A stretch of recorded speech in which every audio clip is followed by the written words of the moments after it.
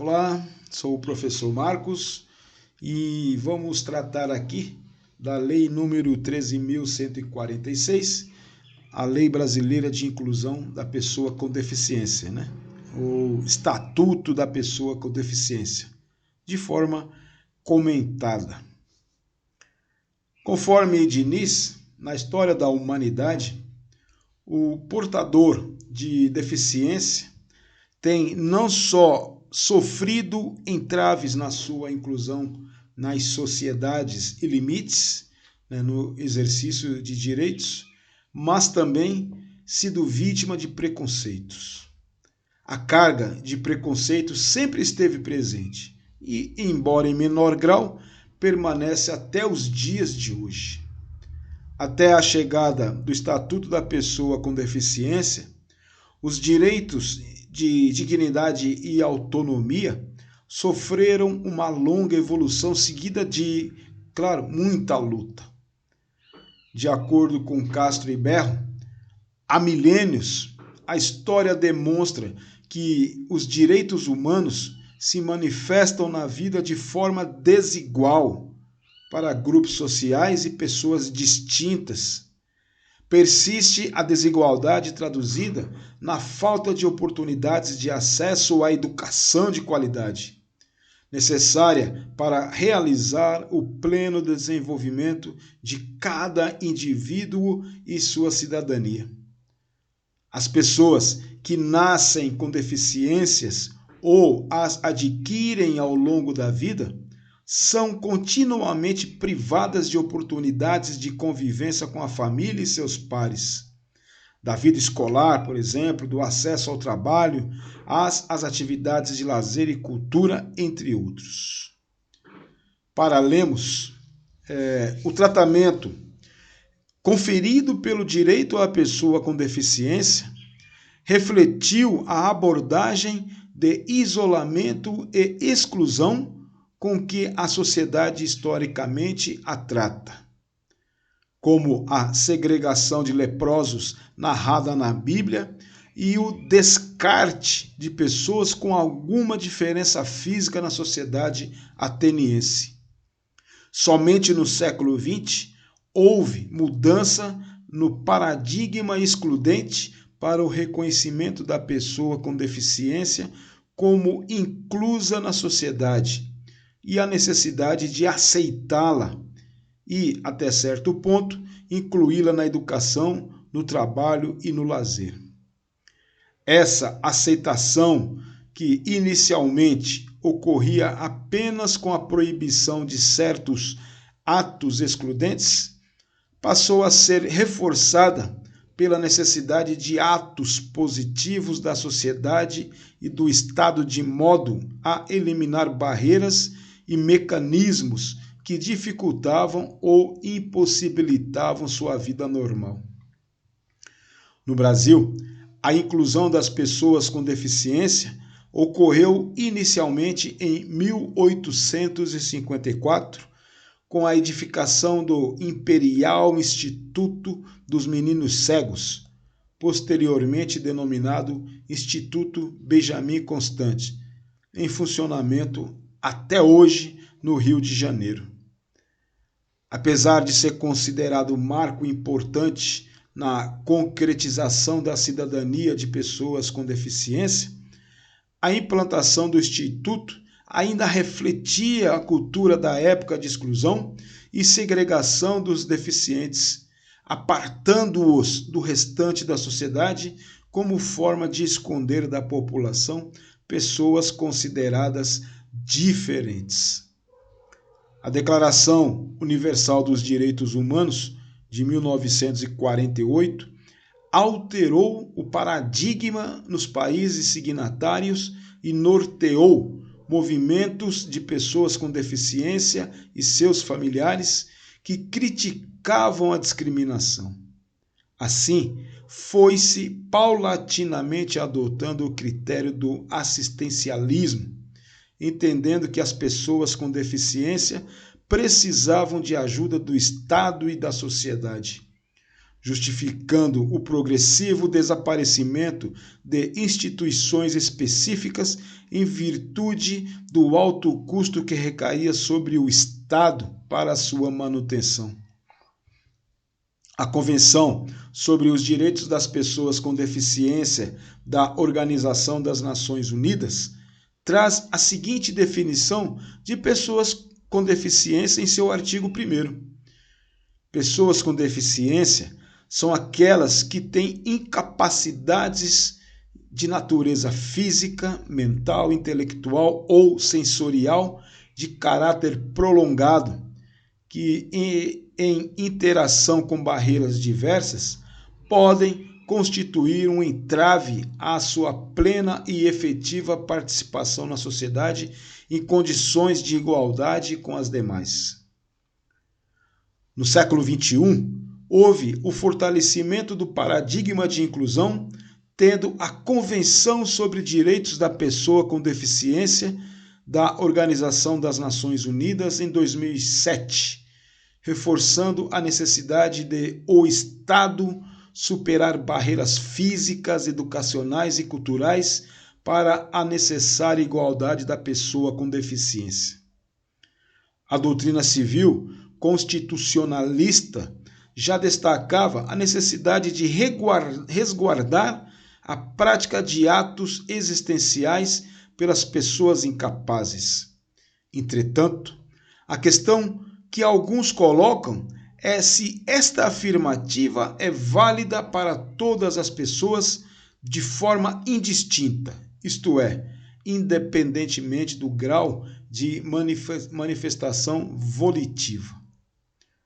O Código Civil Brasileiro de 2002, em seu artigo 3º, tratava dos indivíduos absolutamente incapazes, trazendo em cada um dos seus incisos o rol taxativo de quem não poderia realizar os atos da vida civil sozinhos, devendo ser representados em juízo sob pena de nulidade do ato já praticado. Já em seu artigo 4º, trazia os relativamente incapazes, relativizando em cada dispositivo os indivíduos que deveriam ser assistidos em juízo, sob pena de ser anulável o ato praticado por eles. Nos processos de democratização da sociedade brasileira, são inegáveis os avanços que vêm sendo obtidos no caminho da inclusão de todas as pessoas.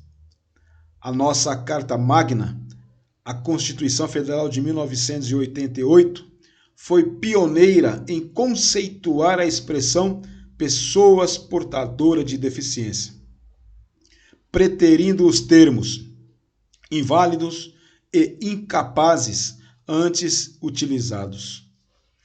A Constituição Federal de 1988 determina em seu artigo 5º caput sobre o princípio constitucional da igualdade perante a lei nos seguintes termos: todos são iguais perante a lei, sem distinção de qualquer natureza, garantindo-se aos brasileiros e aos estrangeiros residentes no país a inviolabilidade do direito à vida, à liberdade, à igualdade, à segurança e à propriedade, nos termos seguintes.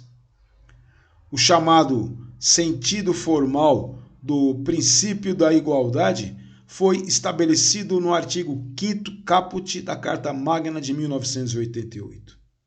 Já no artigo 1º da Lei nº 13.146, de 6 de julho de 2015, consta: artigo 1º. É instituída a Lei Brasileira de Inclusão da Pessoa com Deficiência, Estatuto da Pessoa com Deficiência, destinada a assegurar e a promover em condições de igualdade o exercício dos direitos e das liberdades fundamentais por pessoas com deficiência, visando a sua inclusão social e cidadania. Sob essa óptica, A Lei número 13.146, também denominada Estatuto da Pessoa com Deficiência, praticamente reproduziu o Código da Pessoa com Deficiência e estabeleceu diversos campos em que é necessária a atuação estatal para a eliminação de mecanismos que impeçam a cidadania plena da pessoa com deficiência. Desde dispositivos legais conferindo-lhe maior autonomia familiar, até a previsão de políticas públicas na área de moradia, assistência social e trabalho. O projeto de lei número 7.699 de 2006 procurou dar efetividade aos direitos do deficiente e se converteu na lei número 13.146, que traçou diretrizes não só para a proteção do exercício dos direitos e da plena cidadania do portador de deficiência, como também para sua inclusão social, procurando o respeito à sua dignidade como ser humano e à sua autonomia da vontade, colocando em segundo plano a questão de sua vulnerabilidade. A vulnerabilidade é uma característica humana. Todos os seres humanos são naturalmente vulneráveis, mas há que se reconhecer que nem todos são atingidos da mesma maneira por situações que possam ser idênticas em razão da subjetividade de cada ser humano. Assim, é possível afirmar que há uma especificidade da vulnerabilidade, conceituada como vulneração, ou seja, uma vulnerabilidade de determinadas pessoas ou comunidades próprias que não são passíveis de meios adequados para superar barreiras ou são estigmatizadas, ameaçadas e oprimidas na sociedade. Fator preponderante para eliminar a autonomia do sujeito, então considerado vulnerado.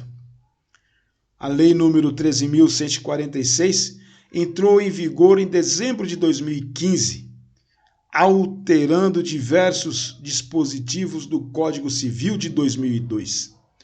Podemos destacar que a Lei número 13.146 tem por objetivo promover os direitos humanos das pessoas com deficiência, propiciando a integração e inclusão destas na sociedade.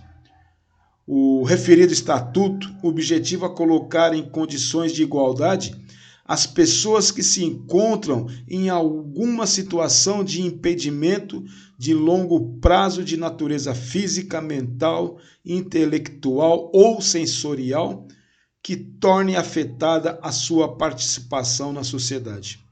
Trata-se, portanto, de uma importante ferramenta de inclusão social, de maneira que a pessoa com deficiência deve ser amparada através da efetivação de, entre outros, direitos como o do livre planejamento familiar e dignidade da pessoa humana, expressamente previstos na Constituição Federal de 1988. Por outro lado, conforme apontado por Castro e Berro, a Declaração Universal dos Direitos Humanos, a Constituição Brasileira e tampouco qualquer outro documento internacional de proteção não conceitua o que vem a ser dignidade da pessoa humana, deixando esse trabalho a cargo da interpretação dos juristas e tribunais em todo o mundo. O fato dos documentos internacionais e das constituições não explicitarem o seu entendimento fez surgirem diversos conceitos. Contribuiu bastante para as elucubrações dos juristas brasileiros a posição que a Constituição Federal inseriu, o nosso objeto de estudo. Conforme visto, a dignidade da pessoa humana como fundamento da existência do Estado brasileiro. E, por fim, Vale dizer que a legislação brasileira de proteção e defesa da pessoa portadora de deficiência vem evoluindo, especialmente após a Constituição de 88. A promulgação da Lei 13.146 consolidou a necessidade de proteção e defesa das pessoas com deficiência e, de modo geral, podemos dizer que os objetivos principais das diversas leis que tratam do assunto são todos no sentido de viabilizar a inclusão social e o exercício da cidadania desse grupo de pessoas vulneráveis. Ok? Por enquanto é isso. Forte e caloroso abraço.